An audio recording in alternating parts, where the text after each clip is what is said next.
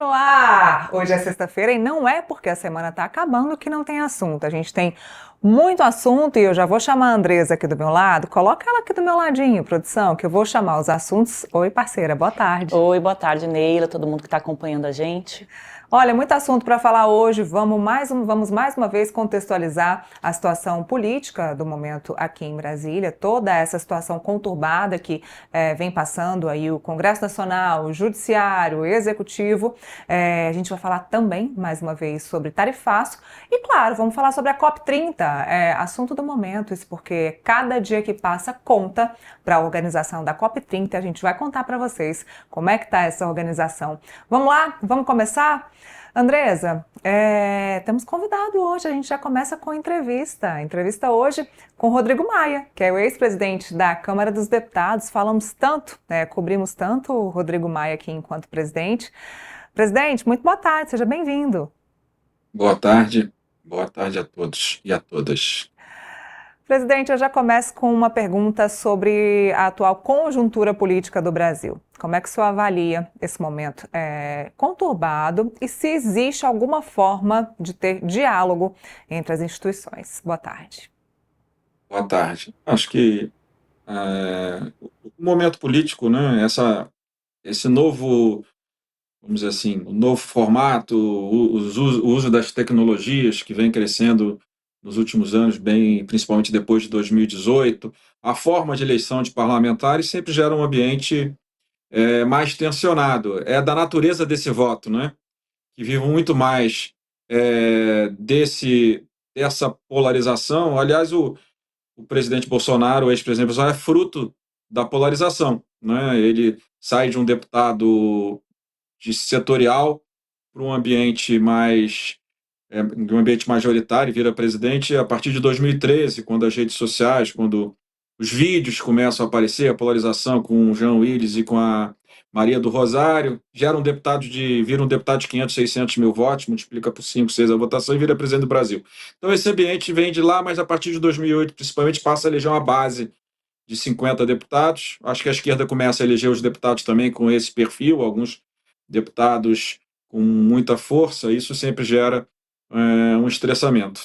Isso também fora o ambiente político, né, pós-governo Bolsonaro, pós-8 de janeiro, que também amplia a tensão. E a solução, por esse perfil de base que representa menos a esquerda, mais a extrema-direita, acaba gerando sempre um tensionamento maior. Mas eu acho que as instituições têm dialogado, eu não vejo nenhum problema de diálogo. Você pode divergir, pode criticar uma posição aqui e outro lado de algum poder, mas eu acho que nós nunca tivemos tanto diálogo com o Supremo Tribunal Federal, desde que eu me elegi deputado a primeira vez, eu não lembro um momento que o Supremo fosse tão aberto, tão transparente ao diálogo como é hoje. Eu acho que a política tinha que agradecer essa total transparência e capacidade de diálogo e proximidade que a própria tecnologia trouxe, né? A TV Justiça ao vivo e depois as redes sociais, como é que elas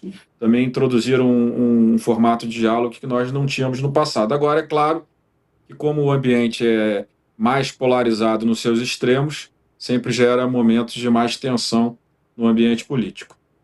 Presidente, obrigada por estar aqui conosco, né? Eu sei que a sua agenda está apertada, então a gente vai correr um pouquinho aqui com a entrevista também.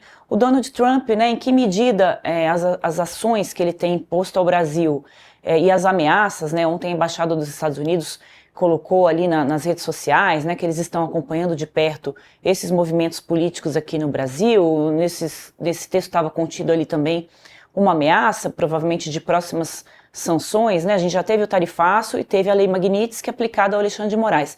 De que forma que esse posicionamento do governo norte-americano influencia também, né, nesses debates políticos, ou a questão é um pouco diferente e não tem tanta interferência aí nessa rebelião aí que o Congresso iniciou essa semana? Eu acho que a posição do governo americano, e ela não pode ser desprezada nunca, né? É a grande economia do mundo, o grande país com armamentos, né? Com um ambiente, né, mais hostil, bélico, né? Então, é claro que não pode ser desprezado. Qual vai ser quais serão as consequências para o Brasil e para o resto do mundo, para esse ambiente mais bélico do ponto de vista político, né, e de econômico, nós vamos saber nos próximos meses ou anos, até porque esse tipo de atitude, né, até porque a lei também não é tão antiga, mas a utilização da lei, do ponto de vista de muitos analistas, advogados, sancionando um ministro de Supremo de um país democrático, é novidade, né? Então, acho que as consequências disso e outras atitudes em outros países, eu acho que não dá para a gente dizer que o Brasil é o único que tem sofrido problemas, né? A própria presença do presidente da África do Sul, do presidente da Ucrânia também mostram que é outro formato essa segunda presidência do presidente Trump. É óbvio que influencia, impacta, não tenho dúvida nenhuma, né? É uma economia, é um país muito forte, com muita presença no nosso país. Agora, como isso vai se dar, a gente só vai saber, porque é uma coisa inédita, nos próximos meses. É claro que não é bom que brasileiros, né, tentem instrumentalizar o governo americano desse tipo de forma. Eu até acho interessante, né, que os que estão lá instrumentalizando criticam decisões do ministro Alexandre, que restringiu liberdades e tal, e da mesma forma, todos aqueles que, em tese, defendem as decisões do ministro ou voltarão com o ministro Alexandre são ameaçados. Então, me dá a impressão que a liberdade de expressão parece que é restrita a um campo de elogios ou a um campo de críticas, né? Então, acho que o ambiente está conturbado, mas eu acredito que nessa relação, acho que o governo brasileiro vai ter as condições de dialogar com o governo brasileiro. Eu acho que as nossas instituições vão continuar aqui, cada um com a sua liberdade, com a sua capacidade de decidir com toda a liberdade, tanto o judiciário, quanto o Congresso, quanto o governo, vão continuar trabalhando e dialogando e caminhando aí com as pautas de cada um dos poderes, que não pode ser interditada por nenhum tipo de problema, né? Agora, é claro que é óbvio que o governo americano é o governo americano e sempre tem qualquer vocalização, qualquer decisão sempre tem que ser avaliada e sempre gera uma reflexão dessas atitudes, como é que o país, né, vai dialogar com isso. Eu acho que o governo vai dialogar bem na questão das tarifas. O próprio governo americano já tirou muito, né, do impacto desse aumento de tarifa, mas ainda tem alguns setores muito impactados que vão precisar muito, tanto de decisões internas do Brasil, como de um bom diálogo. Certamente o presidente Lula vai conseguir, no momento adequado, construir junto ao governo americano.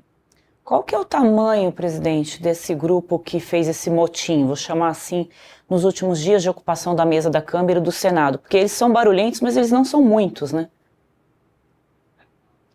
Eu acho que não, é um grupo, né, que representa aí vamos dizer aqui, o coração da extrema-direita brasileira, do bolsonarismo, né?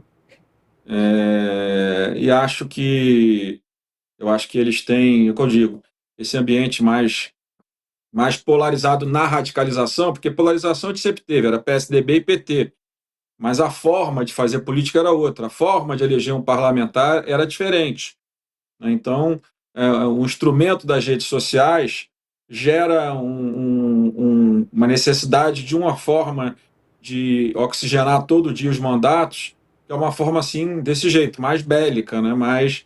Porque uma forma mais racional, de debate, de aprofundar o debate da casa, dos temas da casa, de decisões de outros poderes.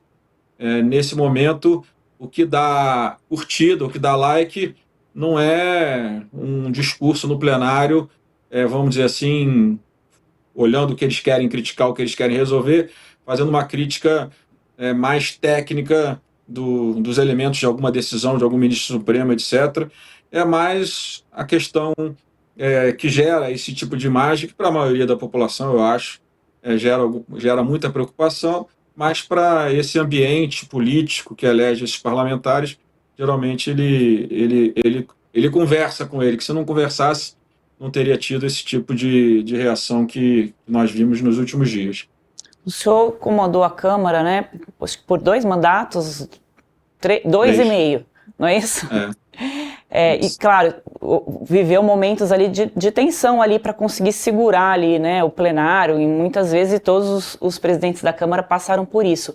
Como é que o senhor avalia as condutas do Alcolumbre e do Hugo Mota? O Alcolumbre disse que não vai pautar processo de impeachment, nem que tiver 81 assinaturas de parlamentares, e o presidente da Câmara disse que não aceita, né, ser desrespeitado e que é preciso que os parlamentares respeitem a instituição, né, tem o cargo dele e a instituição como Câmara dos Deputados. Essa é a conduta mais adequada para esse momento? E como é que se faz aí da experiência do senhor para segurar uma agenda diante de tanta pressão para que ela seja colocada em pauta?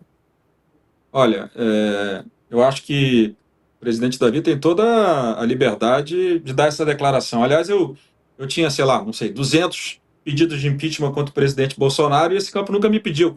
Paute porque o senhor tem 200 pedidos. Então, não pode ser seletivo. Na verdade, o encaminhamento de um pedido de impeachment é pessoal do presidente da Câmara. Eu inclusive, refletindo depois da minha presidência, eu acho que é um tema a ser debatido. Os critérios de um pedido de impeachment hoje é muito personalista, né? Isso às vezes pode ser bom, pode ser ruim, mas eu acho que talvez tivesse debater no futuro os critérios. Mas, né, os mesmos que hoje, né, pressionam por um impeachment, certamente se calavam pelos pedidos de impeachment contra o presidente Bolsonaro na minha presidência. Então, eu acho que a história mostra que, de fato, é uma decisão pessoal. O Eduardo Cunha tomou uma decisão pessoal do deferimento do acolhimento do pedido de impeachment contra a presidente Dilma, e pelas circunstâncias que ele vivia, pelos problemas que ele vivia.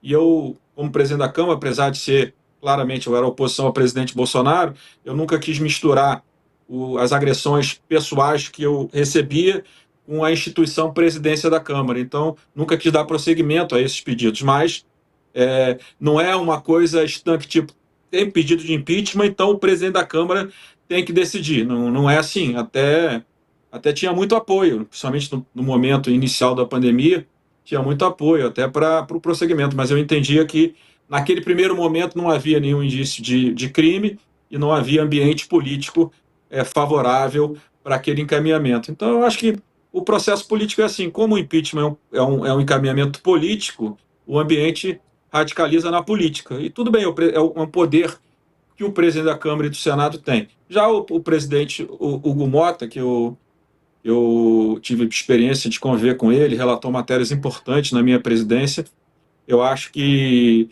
o perfil dele mais assim, menos estressado, menos raivoso, mais contido, mais do diálogo, eu acho que vai ajudar muito para esse momento de mais radicalismo, né? Eu acho que as pessoas às vezes tentam criticar, mas eu acho que esse problema, a forma como se lidou com o problema, eu acho que está certo, tem que dialogar, tem que ouvir, tem que ter paciência, apesar de às vezes mal compreendido, mas eu tenho convicção que o presidente Hugo Mota vai terminar a 26 com uma grande presidência.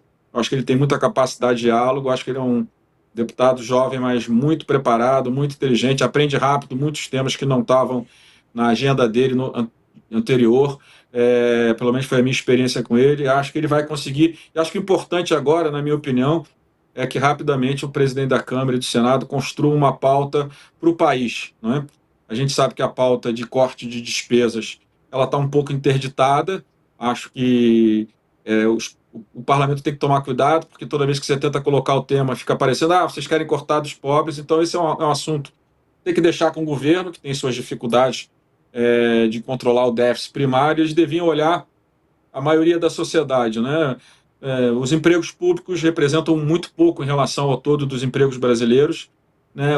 A riqueza brasileira ela fica majoritariamente com o setor privado, e eu acho que eles deviam olhar para o setor privado, para os empregos, para as empresas, ver de que forma a gente consegue construir pautas onde a gente consiga melhorar, sempre continuar melhorando os marcos de cada setor, redução de contencioso, que é um problema que encarece muito o custo das empresas, o custo da contratação, o custo dos negócios, né?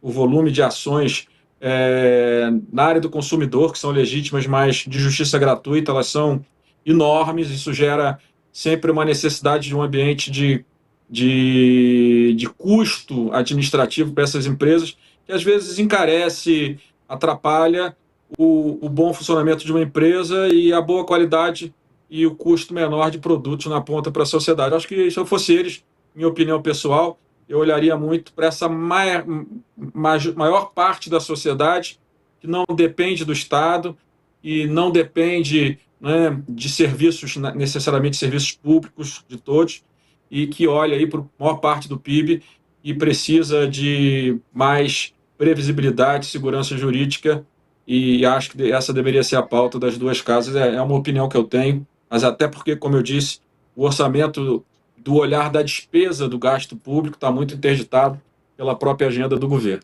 E ano eleitoral, né? A gente está se aproximando a isso, contamina muito o debate, né? Esse assunto da anistia, presidente, se não votar, o senhor acha que se consegue avançar nessa agenda, né, que o país precisa discutir, ou o Congresso vai ficar paralisado até que o presidente da Câmara ou do Senado pautem esse projeto da anistia? Eu não estou lá dentro para avaliar. Eu acho que boas pautas, elas superam obstruções fortes, né? Eu acho que tendo boas pautas, que você converse bem com a maior parte da sociedade, elas falam direto com a sociedade, certamente, até porque as redes sociais, elas pressionam para todos os lados, né? A bolha bolsonarista pela anistia, mas eu tenho certeza que tem muitos ambientes nas redes sociais que quer ver outros debates, né? Porque a vida das pessoas, elas não se resumem à agenda da política, né? A agenda do ambiente político ideológico. Então, eu acho que construindo boas pautas, elas podem sim ajudar a desobstruir as pautas, né? E construir um outro ambiente dentro da casa. Eu sei que o presidente Hugo tem boas ideias, eu tenho certeza que o presidente Davi também. Eu acho que é construir essas pautas, né? E aí esse enfrentamento político é tradicional, é natural. Se a maioria tiver a capacidade de obstruir uma boa pauta econômica, uma boa pauta que impacte os empregos no Brasil, é do processo político, são os parlamentares que estão eleitos. Se não conseguir, eu acho que e aí significa que essa minoria tem que respeitar em determinado momento e aceitar que há um ambiente majoritário para se discutir outras pautas, até porque a maioria dos parlamentares vai para a eleição, e indo para a eleição, uma boa agenda que impacte, do ponto de vista social e econômico, a vida dos brasileiros, certamente impacta positivamente a possibilidade de reeleição de deputados e senadores. Presidente, uma última pergunta aqui da minha parte. Eu me lembro que a gente conversou há um tempo atrás e o senhor falou que o governo do Bolsonaro era um deserto de ideias. Me marcou muito essa frase do senhor. O senhor acha que o Lula conseguiu colocar propostas do país? A gente já está na reta final do governo Lula, ou também se repete aí esse deserto de ideias? Não, o presidente Lula não é um deserto de ideias porque ele construiu ideias dos governos anteriores. O que eu acho é que ele não conseguiu ir além das ideias bem-sucedidas, bem aplicadas do governo anterior. Minha Casa Minha Vida, Bolsa Família. Eu acho que não se conseguiu avançar em relação às pautas de sucesso do passado, que hoje são pautas, em alguma medida, superadas. A população pede outras coisas, e talvez por mérito dos próprios governos anteriores, né? As pessoas agora, hoje tem um bom artigo no Valor, eu escrevi há alguns meses atrás no Globo, falando sobre mobilidade social, né? Como é que se constrói uma parceria entre o setor público e o privado, e o setor privado também tem responsabilidade, tem que ter responsabilidade, tem que investir nisso, para que a gente possa construir juntos pautas onde a gente consiga, nesse momento que o desemprego está baixo, graças muito à reforma trabalhista que fizemos em 2017, que o presidente Michel mandou com 5 artigos, e nós aprovamos mais de 200 artigos no Congresso Nacional.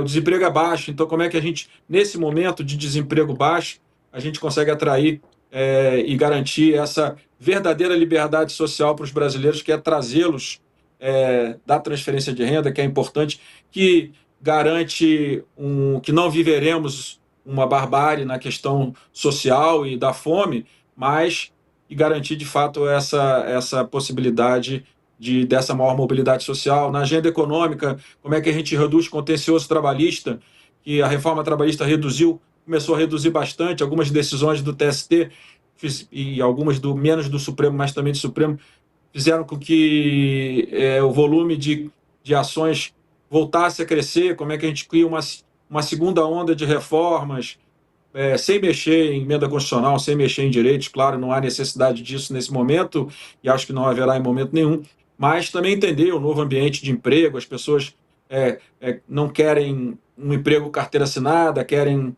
o seu próprio negócio, então acho que o governo atual, eu não vou dizer que é um deserto de ideias, porque o presidente Lula trouxe muitas boas ideias de 2003 para cá, mas eu acho que faltou a ele, nesse terceiro governo, projetar o futuro. E as pessoas vivem de esperança, vivem dessa projeção do futuro. Até por isso eu acho que o governo, mesmo colocando muitos gastos públicos na sociedade, não tem conseguido avançar muito na popularidade do governo e do próprio presidente nesse momento. Quem que é o candidato dos sonhos do mercado financeiro, o senhor que anda bem nessa avenida? O mercado financeiro não tem vamos dizer, essa posição única, né? Tem muitos candidatos que convergem com o mercado financeiro, com a indústria financeira, os que têm uma cabeça mais liberal na economia, e aí você tem muitos governadores que convergem, que acreditam nisso, né? Não que não se tenha um bom diálogo, principalmente com o ministro Haddad, que tem sido um ministro de muito diálogo com o setor financeiro, temos que reconhecer, né? O governo tem uma agenda de esquerda, mais à esquerda, né? Acha que é através do Estado que nós vamos gerar prosperidade para a sociedade.